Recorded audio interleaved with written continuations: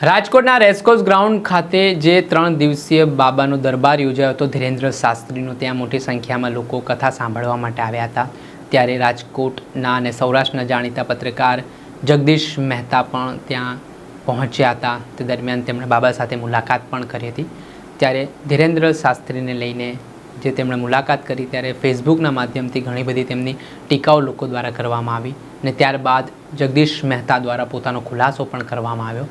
ત્યારે તેમણે કહ્યું કે હાલની પરિસ્થિતિ પ્રમાણે બાબા સામે દેશભરમાં ક્યાંક પણ એક પણ ફરિયાદ સામે આવી નથી, તો એ માનવું ઉચિત નથી કે બાબા લોકોને ઠગી રહ્યા છે કે બાબા લોકોને અંધશ્રદ્ધામાં લાવીને તેમની પાસે છેતરપિંડી કરી રહ્યા છે. પરંતુ જે દિવસે આ પ્રકારની વાત બનશે તો તેઓ પ્રથમ વિરોધ નોંધાવશે. આ મામલે જગદીશ મહેતાનું નિવેદન સામે આવ્યું છે. આપણે નિવેદન સાંભળો. ઉદ્યોગ સ્થાપવા માટે થઈને તમારે પ્રદૂષણ નિયંત્રણ બોર્ડનું સર્ટિફિકેટ જોઈએ અથવા તો એનઓસી જોઈએ. એમ બાબા સાચા છે કે ખોટા એમ મારા સર્ટિફિકેટ તો કઈ હાલતું નથી. પણ મને પૂછો તો જવાબ તો દેવો કે ન દેવો? બિલકુલ. એટલે મેં મારા મતે જવાબ આપ્યો કે ભાઈ હું એમ માનું છું કે જ્યાં સુધી આખા દેશમાં ક્યાંય શિકાયત ન થાય, ફરિયાદ FIR કે ભાઈ બાગેશ્વર બાબાએ મને લૂંટી લીધો અથવા મારું દુઃખ દર્દ પ્રેત ઇત્યાદિ કાંઈ પણ દૂર કરવા માટે થઈને યા તો મને આર્થિક રીતે નુકસાન પહોંચાડ્યું યા માનસિક રીતે નુકસાન પહોંચાડ્યું, બેમાંથી એક. એની જ્યાં સુધી FIR ન થાય, FIR થયા પછી તપાસ થાય ને પછી કાયદેસર દોષિત ઠરે તો જુદી ઘટના છે. પણ તમે ધારી લ્યો કોઈ પણ XYZ કે આ ધતિંગ છે એટલે એમાં બધાએ હુસ્યો કરવાની ક્યાં જરૂર છે? તમે ધારી લ્યો, સારી વાત છે. તમને નથી ગમતું ભલામણા. હું તમને કહું કે માઇકલ જેક્સન છે ને એ ડાન્સર, હું એને માનતો નથી. મારું શું આવે મને કયો જી? ક્યાં માઇકલ જેક્સન ને ક્યાં હું કહું લતા મંગેશકર ને હું પાર્શ્વ ગાયિકા માનતો નથી તો શું આવે? હું કહું મહાન સચિન તેંડુલકર કે ગાવસ્કર હોય એને હું ક્રિકેટર માનતો નથી કે અમિતાભ બચ્ચન ને હું અભિનેતા માનતો નથી. એટલે શું મને કયો જી? હાલો. અચ્છા, મને અધિકાર તો ખરો.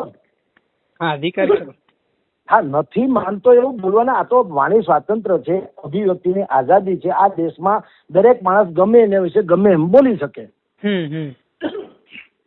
કેટલાક લોકો તો ભગવાનને નથી માનતા, થોડો માન ના થાય. બિલકુલ. તો એ તો દરેકનો અધિકાર છે ને, ભગવાન સમજી લ્યો. એટલે એને એમ કીધું કે અમે એમ માનીએ છીએ કે આ સાયન્ટિફિકલી નથી વગેરે વગેરે. તો ધન્ય હો ભાઈ, ઠીક છે, તમ તારે કરો, નો પ્રોબ્લેમ. મને એમ લાગ્યું કે આ સારું છે એટલે મેં સનાતન ધર્મના હિસાબે કીધું કે ભાઈ જ્યાં સુધી કોઈ શિકાયત ન થાય, કોઈ પીડિત ન આવે સામે, જ્યાં સુધી કોઈ માણસને એમ ન લાગે કે મારી સાથે ફ્રોડ થયું છે, ત્યાં સુધી એને એના તથાકથિત દર્દમાંથી જો રાહત મળતી હોય કોઈ પણ હિસાબે, કહું છું બાય હુક એન્ડ કુક, તો આપણને વાંધો શું?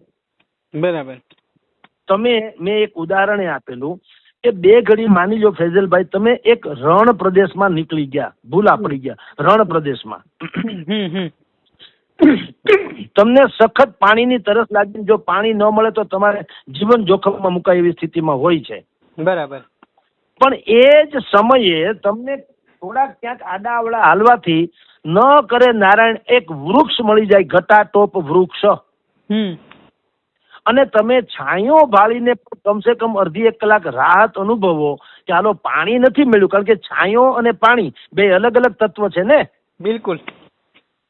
પણ ઓલો જે તાપ હતો 42, 43 કે 45 ડિગ્રીના તાપને બદલે તમે છાંયે આવ્યા તો તમને એમ થયું કે કમસે કમ અડધી 1 કલાકની રાહત થઈ. તો ઈ કહેવાય આશ્વાસન. પાણી તો નથી જ નથી, પણ છાંયો છે ઈ પણ તમને રાહત રૂપ લાગ્યો. એમ જ્યારે પોતે મન વચન કર્મથી જે લોકો કોઈ પણ પોતાની પીડાથી પીડિત હોય, એને બાબા હોય કે બીજા કોઈ સાધુ સંત હોય યા બીજા કોઈ લોકો, એને જો આશ્વાસન મળતું હોય તો આપણો વાંધો શું? મને એટલો પ્રશ્ન થાય. બરાબર. તમે અહીંથી ચોટીલા, કનકાઈ, બાણે, તુલસીશ્યામ, સતાધાર, પરબવાવડી થી માંડીને આ બધી જ જગ્યાએ તમે જાઓ, પાળિયાદ સુધીની, આમ જુઓ તો શ્રદ્ધા સિવાય કાંઈ ખરું ના. અહીંયા રાજકોટમાં સાહેબ રેલનગર વિસ્તારમાં ગેબનશા પીરની દરગાહ છે.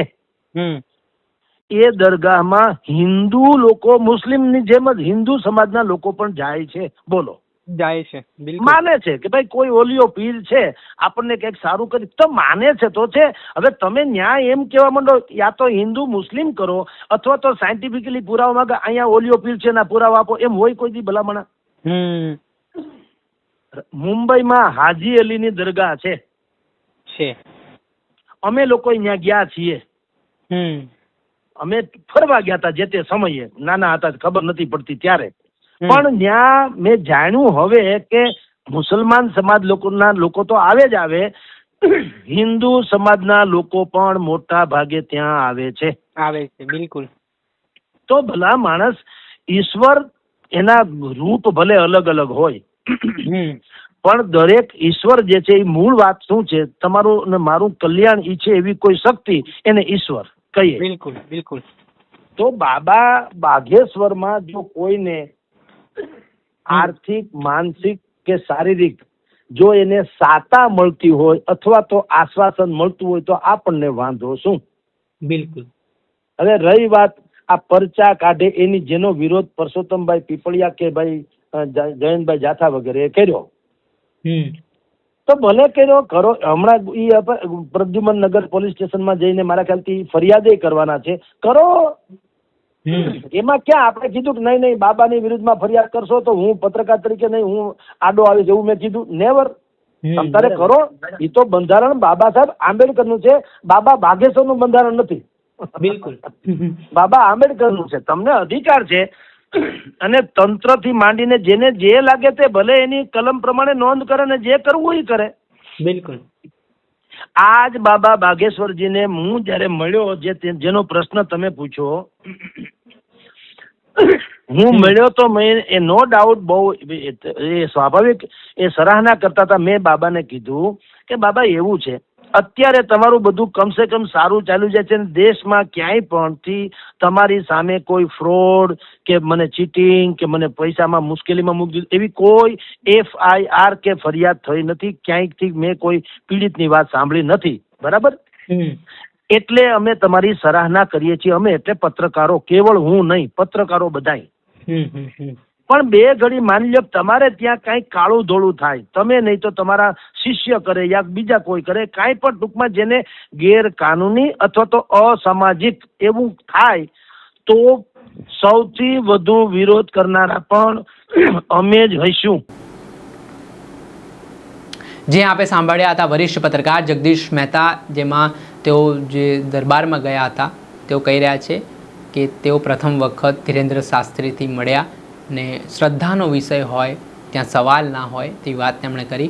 અને જે બાબાએ અલગ અલગ જગ્યાએ દરબારો કર્યા, આ દરબાર દરમિયાન કોઈ પણ જગ્યાએ એવી ફરિયાદો છે છેતરપિંડીની તે ઉઠવા પામી નથી. તો આપણે આમાં અંધશ્રદ્ધા ફેલાવાનું કે છેતરપિંડી કરવાનું કોઈ સવાલ બનતો નથી તેવી વાત તેમણે કરીને જે દિવસે આવું થશે તો તેઓ પણ વિરોધ કરશે આ બાબતનું, તેવી વાત જગદીશ મહેતાએ કરી. દર્શક મિત્રો, આવા જ નવા વિડીયો સાથે આપણે માહિતગાર કરતા રહીશું, પડે અપડેટો આપના સુધી પહોંચાડતા રહીશું. એટલે નવજીવન ન્યૂઝ જોતા રહો, લાઇક કરો, શેર કરો.